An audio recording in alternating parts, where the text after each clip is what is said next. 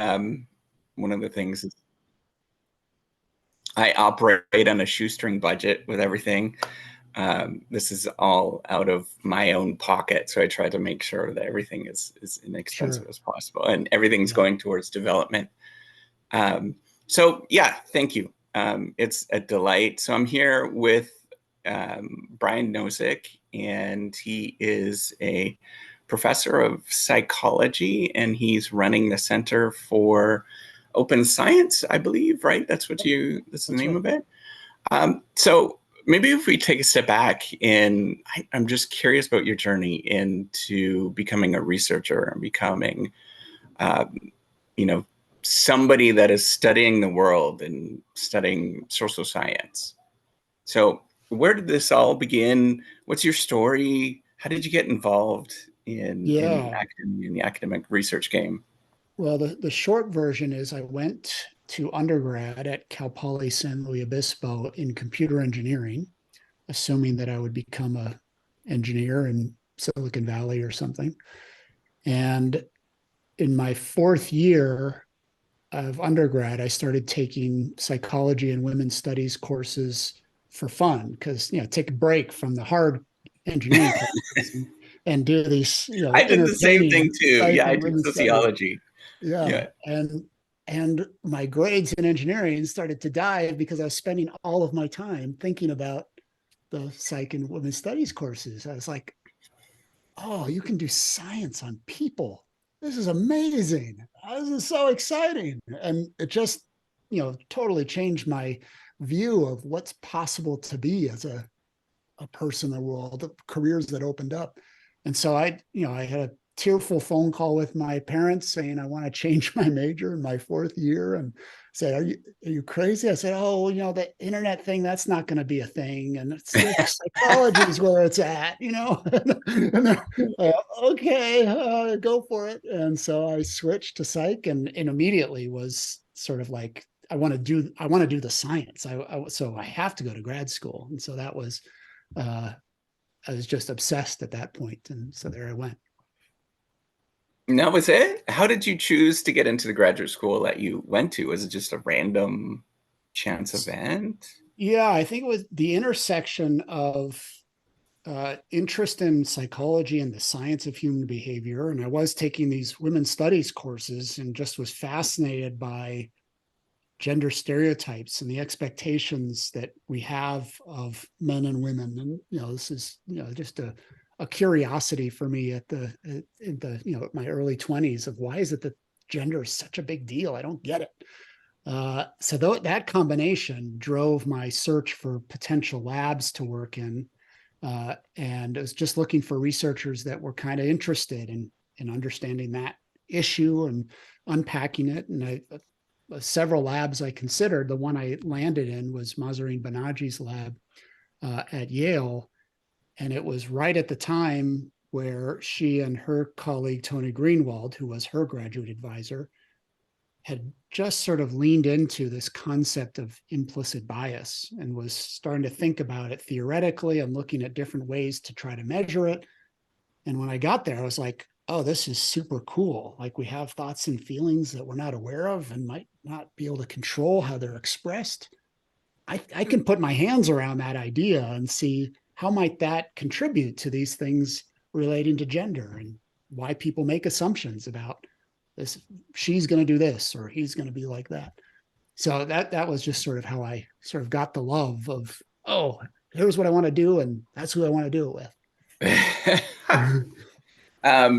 I mean, it's funny because I think about so my undergrad was in engineering as well. And I think about the most influential courses that I took. First of all was sociological theory. And then the other one was gender studies or family studies. It was just really like eye-opening of questioning, just some of the things that we understand in the world. And then you start thinking like, well, why? Yeah, why exactly? How did it get this way? Why does it stay this way? Yeah, I know. Does anyone really believe this stuff? Yeah. Yeah, and I keep like trying to figure out. Even today, I'm like, why aren't we moving forward with some of these things. It seems like it's such a simple problem. Yes. but it's really not, as you know, right? Yeah, no, that's exactly right. It's the sort of realization, and going through a lot of that was this understanding, emergent understanding, that it's not just about my intentions that I end up behaving this way or that way. We are Yeah. embedded in a system that sort of makes, constrains, sustains all sorts of stuff that everybody in the system just says, well, that's kind of weird. And some really object, and others just kind of like, yeah, whatever. And then others feel like, well, I have to, if I'm in the system, I should sort of say that, no, it must be right. That must be a good reason that we treat people that way. But then that all gets embedded in our own minds and even influences our own behavior without us realizing it. And that's such a challenge of, it's not just having the values and wanting to express their values. It's dealing with the systems that they occur in. Yeah, absolutely. So I guess that brings me to where did this whole open science initiative or thought come from? How did you actually begin? Because I remember listening or reading about your research with your replications. Yeah. And how did that come about? Because I think, in my view, that's a massively bold step. To basically, so the way that I talk about it on this channel, I'm not sure if you probably haven't seen it anyways, but you kind of have to give the world a bit of the middle of the finger, like you have to have like a lot of courage to stand up and say, hey, I need to investigate this thing. Yeah. And one of the things that's like a deeply rooted assumption that we do is that we can replicate all of our science. Yeah. And then you found out something interesting. So I don't know if you want to talk about that story of how did you arrive upon this? Because I mean, I'm assuming most people would probably say, don't do that. That would be. Oh, yeah. Right. Yeah. Oh, yeah. That was a very common piece of feedback. Yeah. What's funny is that the answer is kind of the same as getting into psychology. And that what we were just talking about this recognition of systems and how our values are sometimes hard to express. And that for me, it was the awakening for wanting to go into open science was in my second year of grad school. Maybe it was my first year. I think it was second year. I took a research methods class with Alan Kasdan. So this is 1997. And we read all these papers by icons in the research methodology, Paul Meehl and Tony Greenwald and Jacob Cohen and Bob Rosenthal. And they're all writing about all these problems in the credibility of the literature. Like, we put all the null results away, we'd ignore those. And so it makes the literature pretty unreliable. Oh, and we underpower our studies, so we're much less likely to actually detect the things that we're looking for, or will be exaggerated, the things we do detect, than what they are in reality. And we're reading all these papers and talking about it among the students, like, oh man, this is such big challenges for the credibility of literature. And for me, it was sort of like, wait a second. They wrote these papers in 1962, 1969, 1975. We're here in the late 90s reading them like, oh yeah, this is a big problem. Like 30 years have gone by. Like what is happening? And in the papers, they not just detail the problems, they detail the solutions. Like we should replicate. We should, try to be clear about what was planned in advance and what happened after. We should increase our sample sizes. And it's this same situation with gender. Everyone in the room says, yes, these are things we should do. No one in the room is going to do those things. Because they're embedded in a system that says to advance your career, you got to get exciting findings, you got to do all these things. And none of those things are aligned with what these papers identify as ways to improve the actual credibility of the literature. So that's how I got into it. But, that's 1997. The Center for Open Science was founded in 2013. There's a lot of time in between those. And that time is, how I would explain it is that time was incrementally me doing the things that I could do with the opportunities available to me, the resources available to me to try to start to address those challenges. And I did not have a lot of resources as a grad student or as an early career faculty member to try to make change in the world, but I could try to make change in my own work. So just as one example, in 1998, now a year later, I was allocated by my department, standard what happens for psychologists is you get a certain number of hours of the undergrads in the psych classes to conduct studies with them. And I got 15 hours allocated to me for an entire semester. I'm like, I can run 15 participants in the entire semester? Like, what research could I possibly do that has substantial power with 15 participants? And that's not, I won't even get one study done. This is ridiculous. No wonder people can't do high-powered research. So I pitched to my advisors, what, we could do our measures online, to collect data from people we don't even see. They don't even have to come to the lab. There's this internet thing that turns out it is a thing. And we should maybe use it for data collection. And so we built a website called Project Implicit where people could try out our measures of trying to assess implicit biases. And they learn something and debate about what it all means. And we get some data about all that stuff. And we got 50,000 people in the first 3 days coming to the website. Like, it was mind-blowing. 15 people in a semester, 50,000 people in 3 days. I'm like, okay, I have just solved a problem in my methodology with a new technology. This is awesome, right? And so this is just an opportunity then to say, okay, we can improve our research. And now that website gets, a few million people every year visiting it and completing measures. And so it was great for improving the power and all this sorts of stuff. But it was something that I could control. And so this is sort of a long, winding answer to your question, but all of it was sort of in this direction of what is it that I can do now to try to improve the credibility of my research. And then when we got some funding, we could turn the attention to how might we improve the credibility of research more generally with new technologies, and then tackling this systems problem. Yeah. So obviously you had to make a lot of choices along the way where you had to prioritize doing what is valid and reliable versus a thing that's a little bit more expedient. And that's a choice that we always make. And it's like such a difficult choice.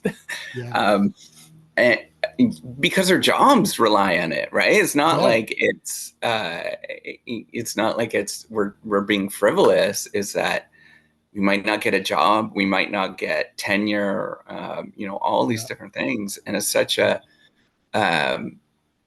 there's just a lot of pressure on pushing that back. How do you do that? Like, what's your strategy to keep coming back to what you think is valid and reliable science?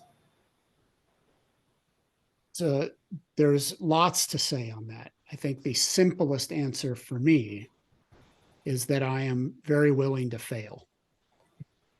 And what I mean by that is that for the things that I really value, I really love science. I love science because of the potential to confront ourselves with things we didn't know before and to gain new insights about how the world might work, and the curiosity and creativity that goes into the pursuit of knowledge. I love that.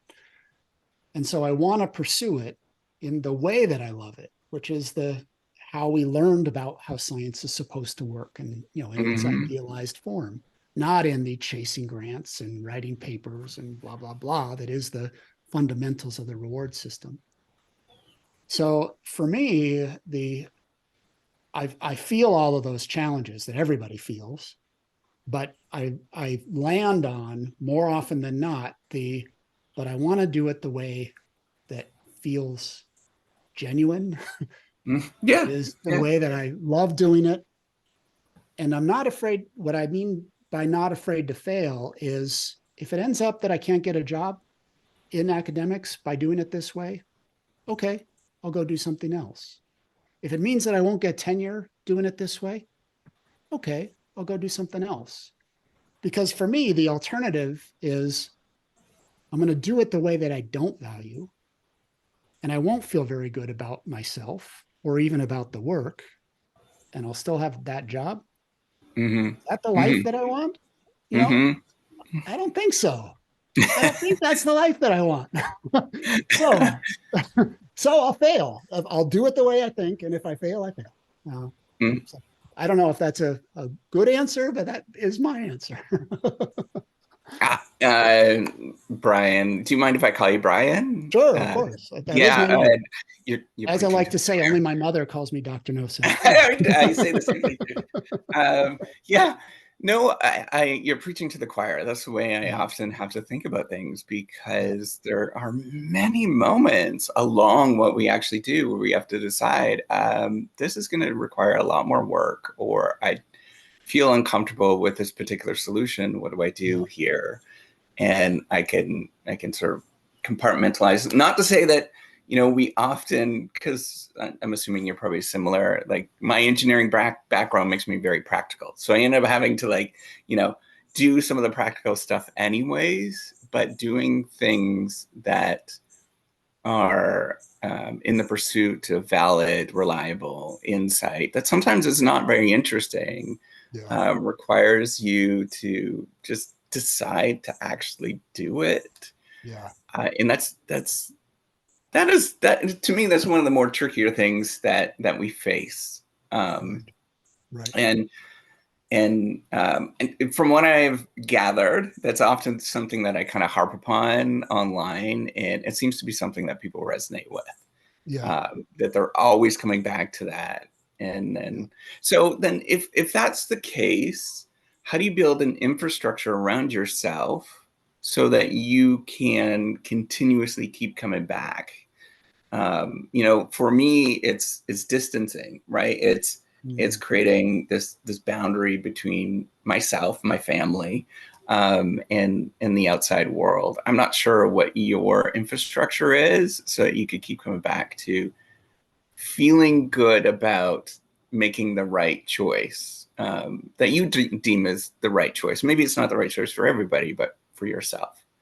Yeah. And that makes me think of your earlier comment of of a lot of these things when we challenge the status quo, it can be difficult because other people are unhappy.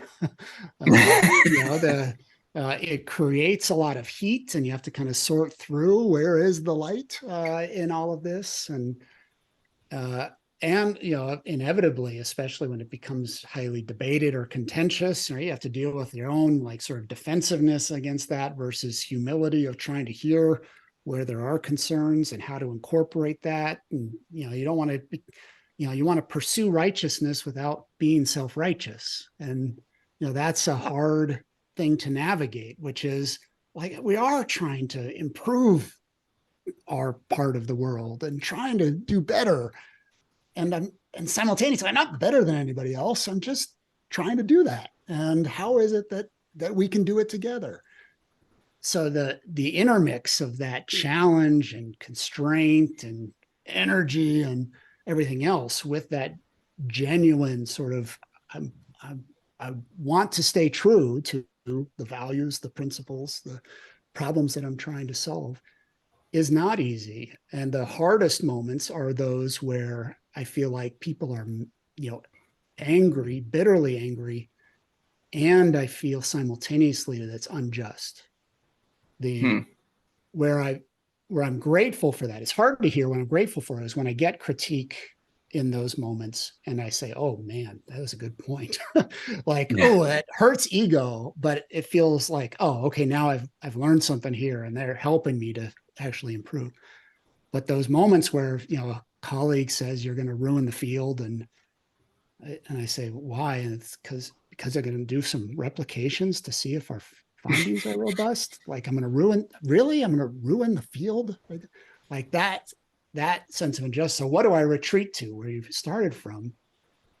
Partly it's totally insular, which is when I go back to those values, those principles, am I staying true to it? Right. And that has some degree of stabilization. And Yeah. of course, being able to separate from it also, like, yes, this is, the mission of our organization, the mission of myself as an academic researcher, it does dominate my mind share and how I feel about myself and about my work. Yeah. But I also have other parts of life that, when that's going poorly, I hope will go well.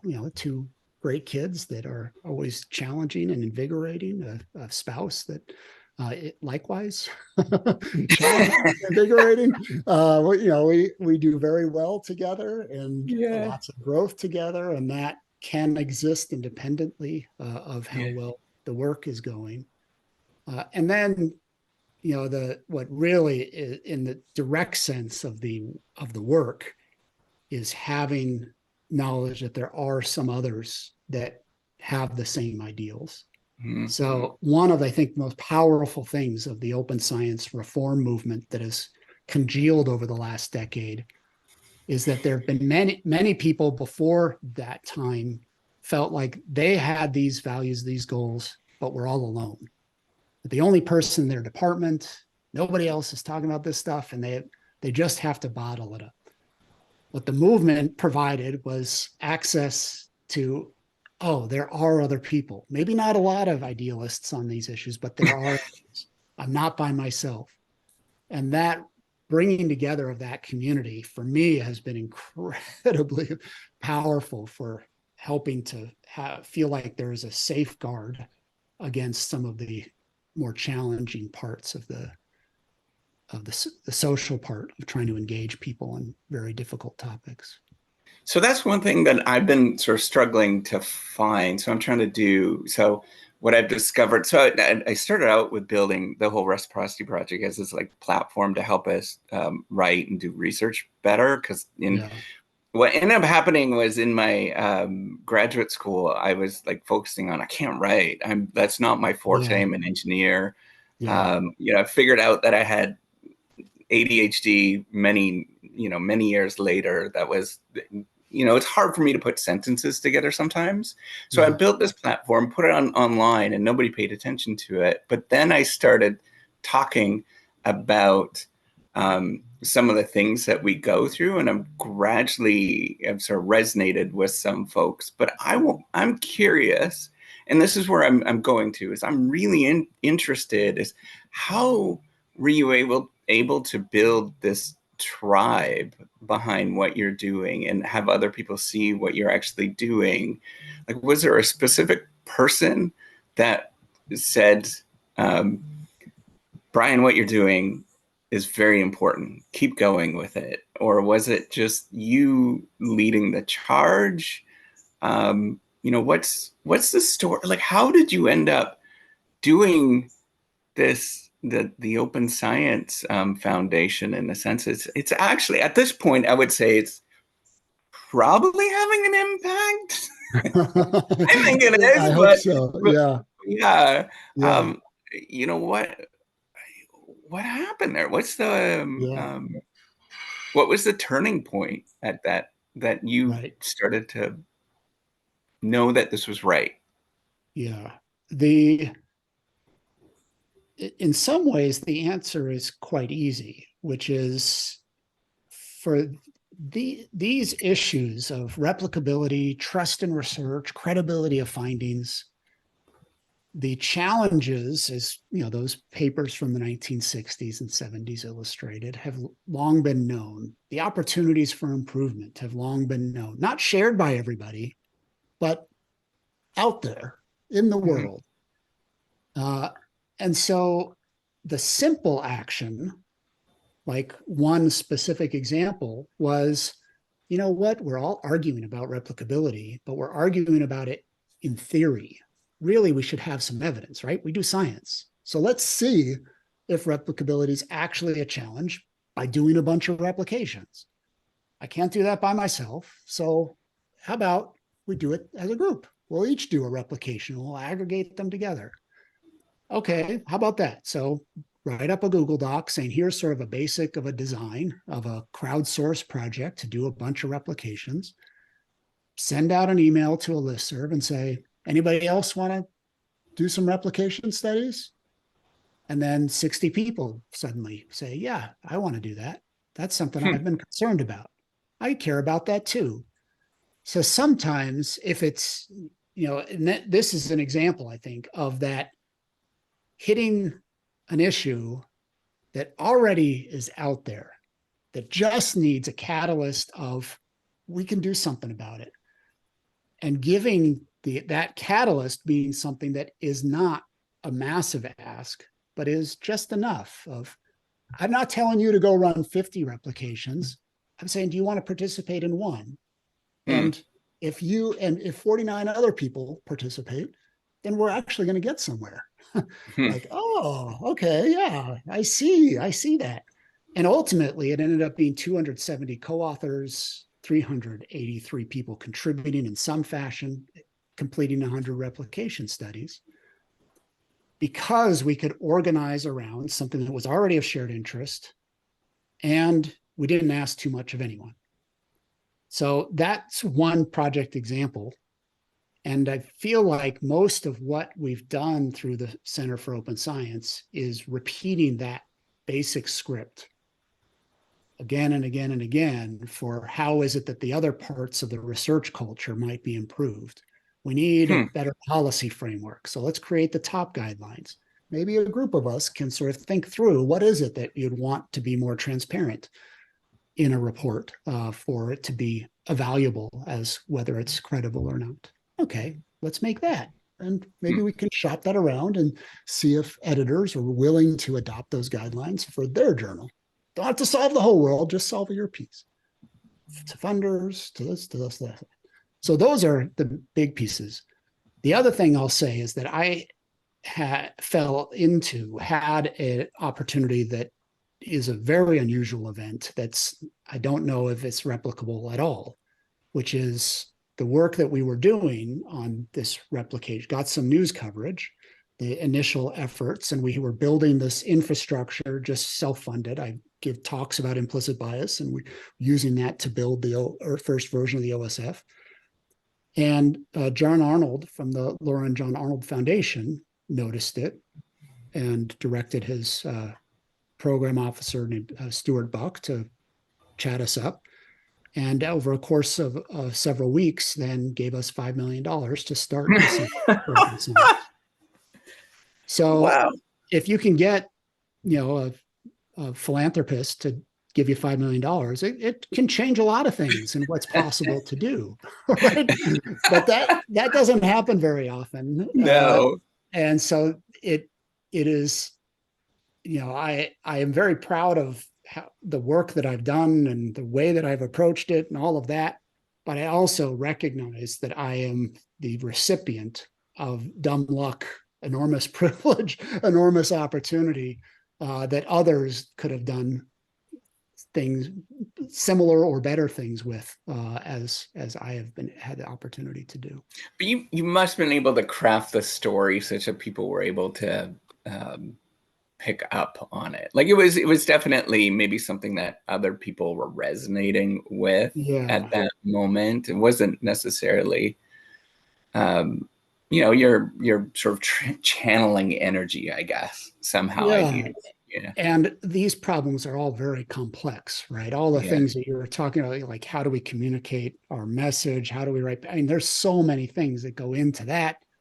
Yeah. How does the system of science work? There's so many things, right? So it can feel completely overwhelming, these kinds of problems. And so part of making it so that people feel empowered, that they have efficacy to actually do something, is to try to isolate and identify, here is a path.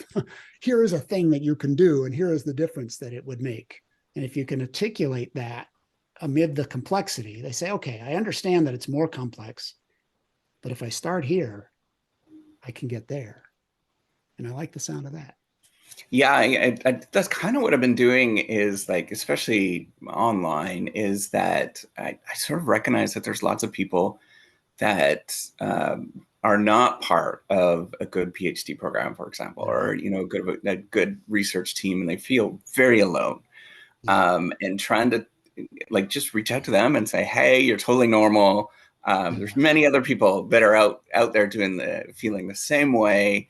You know, and it's me just screaming at the camera. Sometimes it feels really strange, but to repeat that, that you're going to be okay, I think sometimes that's what people need to hear.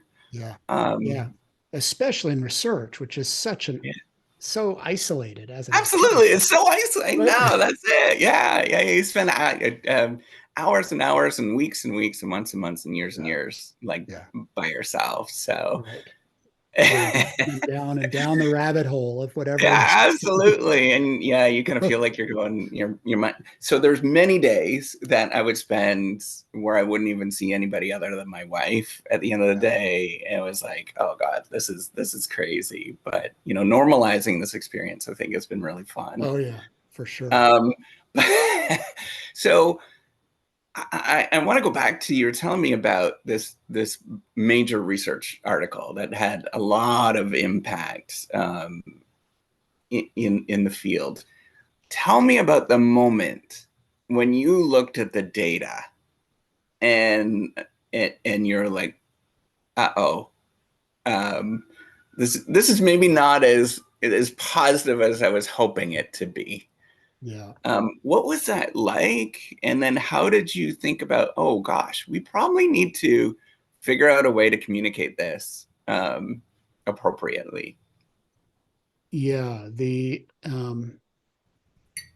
project is called the Reproducibility Project in Psychology, and it took 5 years to get it done. Well, I guess it was a little bit shorter than that. Maybe it was 4 years. But the most of the time in doing the project was super just focused on the challenge of keeping 100 different replication studies moving and coordinating about how the data will be gathered and aggregated, and just a lot of in the weeds.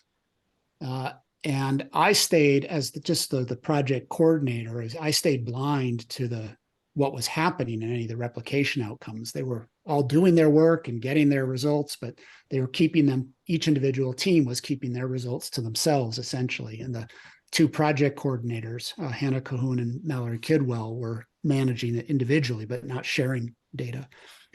So they all got it into a spreadsheet. And then it came time to sort of then, okay, we're going to do the analysis and write the paper now. And I had even been writing the paper before seeing any of the data. So just sort of setting up the frame. So one part of the answer was design the project and most of the framing about its purpose to be entirely independent of what the outcomes would be, so that we could say, look, this was the goal. It was a question. There isn't a hypothesis to test here. The question is, when we try to do good faith replications of 100 studies, how many do we get to successfully replicate on a variety of different criteria? And then whatever the answer, we'll sort of talk about what the implications of that might be for the credibility of the literature, if and how we need to improve it, et cetera. So that descriptive stance was a protective for whatever the outcomes, in order to think about how to frame and write the paper. And we've used that same mindset for subsequent major replication studies in cancer biology, and one we're writing right now, in fact, across the social sciences, called SCORE. But the observing the outcomes, it was like, oh, okay, this wasn't just in theory that Greenwald and Cohen and Rosenthal and everybody else. Like we really tried. I was so impressed with all of the people that conducted these replication studies, because this was something new. It was risky. People were upset about replications happening, but they were real attentive and put their all into doing these as well as possible. Not to say that they're error-free at all, just to say that this was a real genuine effort. And then to have those outcomes be so frequently not consistent with the original was just sort of like, okay, this is transitioning from this debate in theory where everybody can sort of retain whatever position they want, to here is some evidence. and we're going to be arguing about the evidence. So people who were optimistic about credibility are going to treat this evidence skeptically. Like, wait a second, you guys screwed it up. Terrible replicators. People who have been saying, I can't trust anything in literature, would say, oh, see, we were right. And probably it's even lower. You probably accidentally replicated some. So it was very clear that it was going to generate a lot of discussion. But like all these other things, it felt like this is the discussion we need to have if we're really working towards maximizing credibility. We need to be able to interrogate our evidence and then talk about what we observe from that and turn that into a productive discussion, not just antagonism.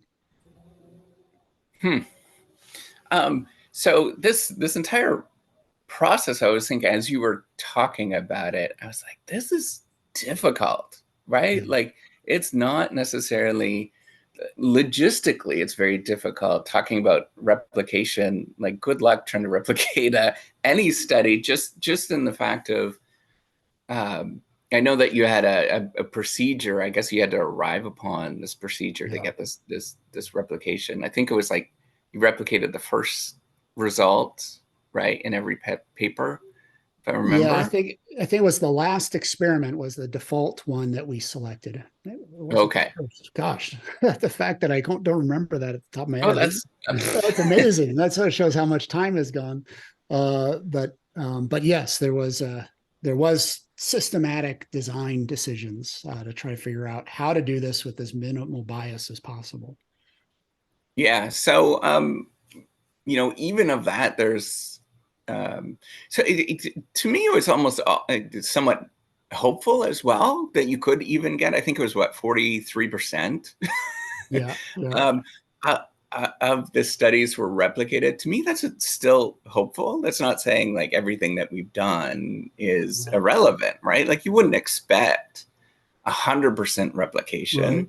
Right. You would probably, given statistical likelihood, you probably would expect somewhere around that level. But then you're teasing apart which ones were able to replicate and which ones were not, which sparked a whole bunch of conversation where you should go after that. Right. So this is where I think it's super important to reframe the discussion, and coming back to where we started was we have this emphasis on this massive emphasis on success and performance and doing well in the field. And instead of just taking this question of, can we just do good science instead, right? Because you were able to generate a lot of discussion, and I'm assuming some of those things that were not replicated, somebody has gone through and replicated them again or found moderating conditions and when that actually happens. So it was very, very fruitful. Yeah. But then it's also sort of this emotional performance aspect of things, I think, uprooted a lot of a lot of fields, a lot of people. So can you talk about how you are able to keep the conversation going when you are touching upon these sort of more sensitive things, or being able to have the confidence to get back up and do it again? Yeah. I think for me, the key in all of those was that the fundamental goal is the pursuit of truth. And that, people can put that on a pedestal in a way that they use to rationalize treating other people poorly.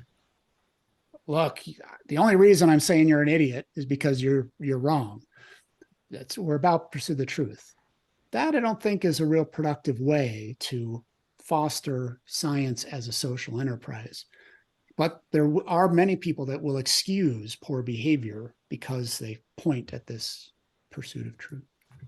So what I like to emphasize for myself and for our approach that makes it so that this feels productive and I want to keep doing it, is that yes, it is about the pursuit of truth at its fundamental core, but it is also recognition that science is a human enterprise and that people's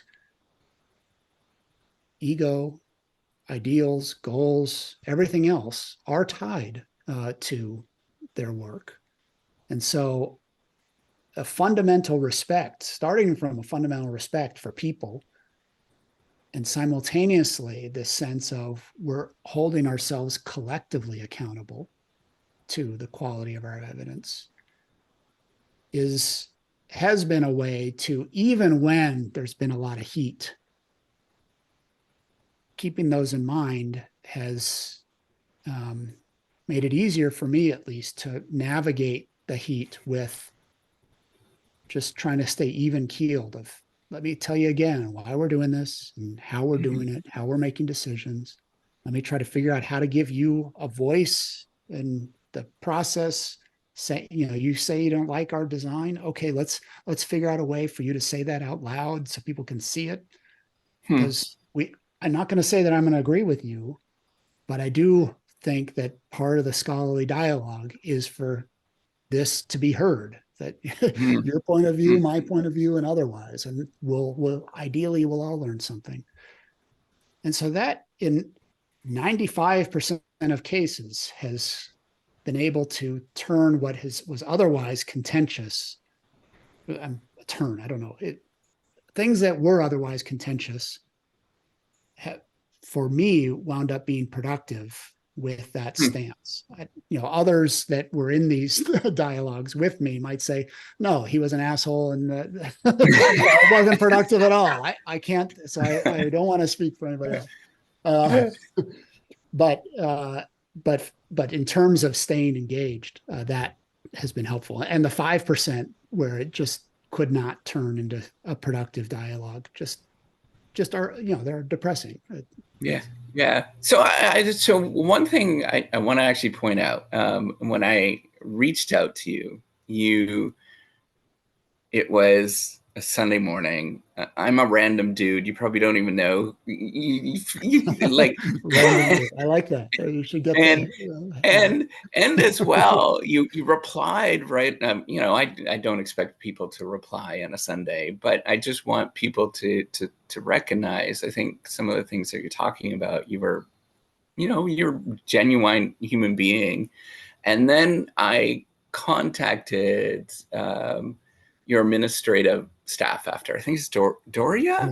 Doreen. And then she went above and beyond, and she told me to go do this thing and over here. And I was just amazed in how you're able to build this culture into a rather large organization right now. That's part of a university. Well, I'm not sure. I'm assuming it's distinct from the university, but you're still. It's an independent nonprofit. Yeah. Yeah. Like, how are you able to do what? How'd you get to that point? I mean, it's not. I've seen a lot of people take money and essentially destroy what they were given of them in the university system. How did you build this organization that is considered legitimate? And lots of people probably do want to talk to you and see what you have to think.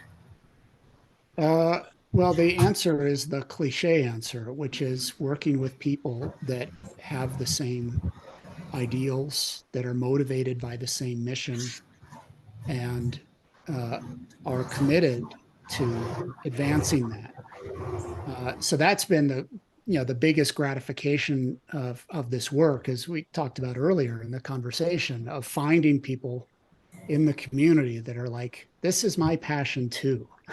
And I want to work on this, and I want to improve how science works. And that's, I'm frustrated by how the system is, and I have ideas. And we have a very diverse team of, only a small portion of the 50 staff at the center are themselves researchers. many of the staff are from totally different fields, engineers and marketing specialists and operations researchers, but they all care in a common way about science should be credible. Like it matters for my family. It matters for me. It matters for my aging parents. It matters for the world that we get trustworthy knowledge that we can use for the betterment of humanity. And so that shared core value is the organizing principle for everything else that the team does. The other part that I'll just say is you called it out as, responding on a Sunday, is that there people there's different ways to be engaged in one's work, and all of them are legitimate and they're distinct, right?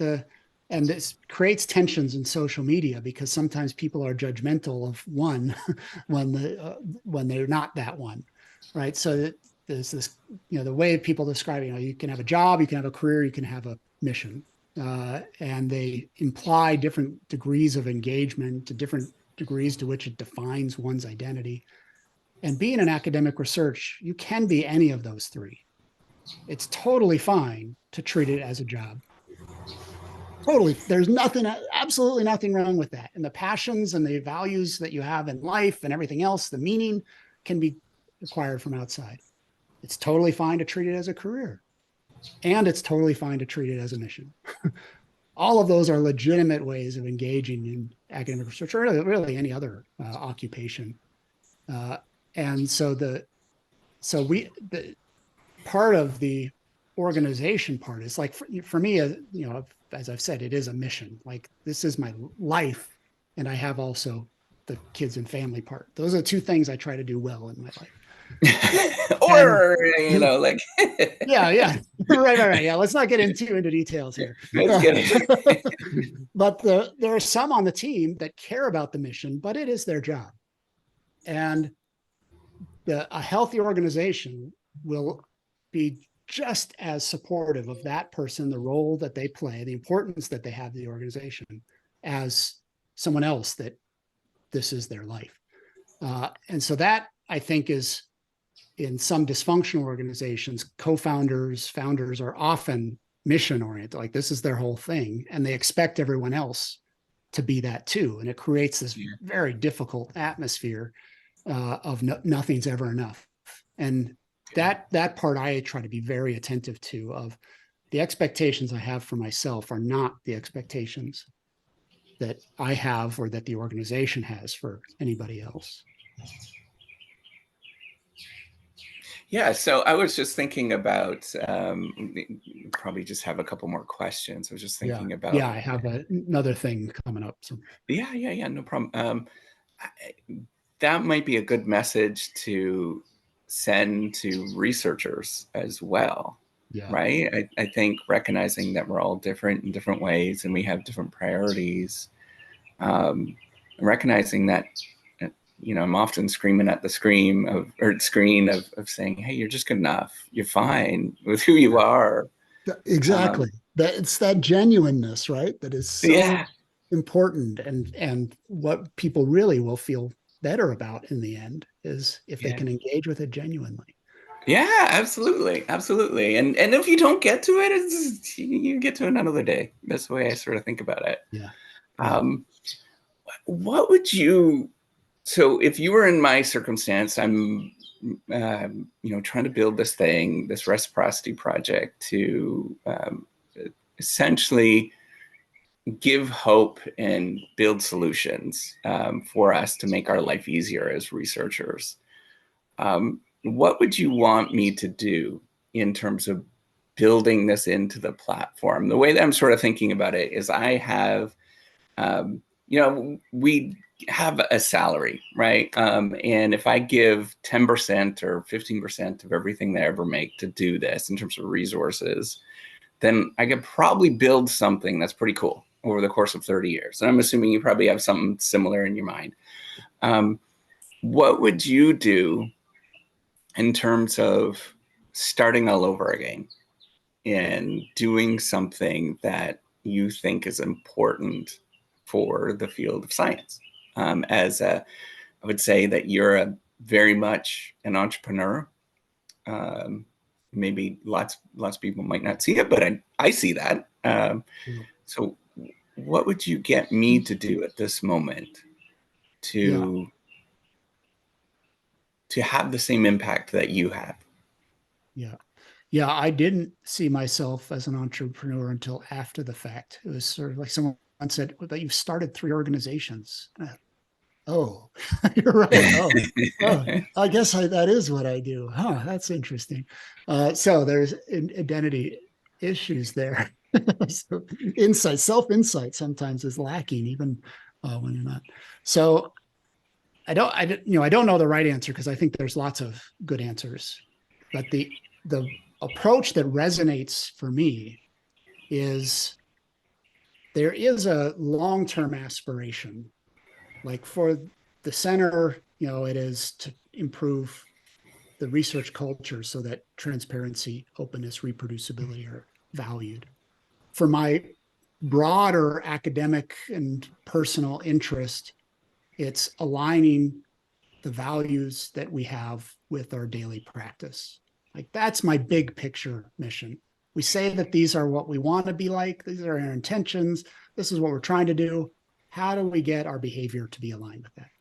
How do you get the institutions to align? Yeah. Institutions, the reward systems, the biases that come up from within us. How do we deal with all of that so that our intentions and our actions are aligned?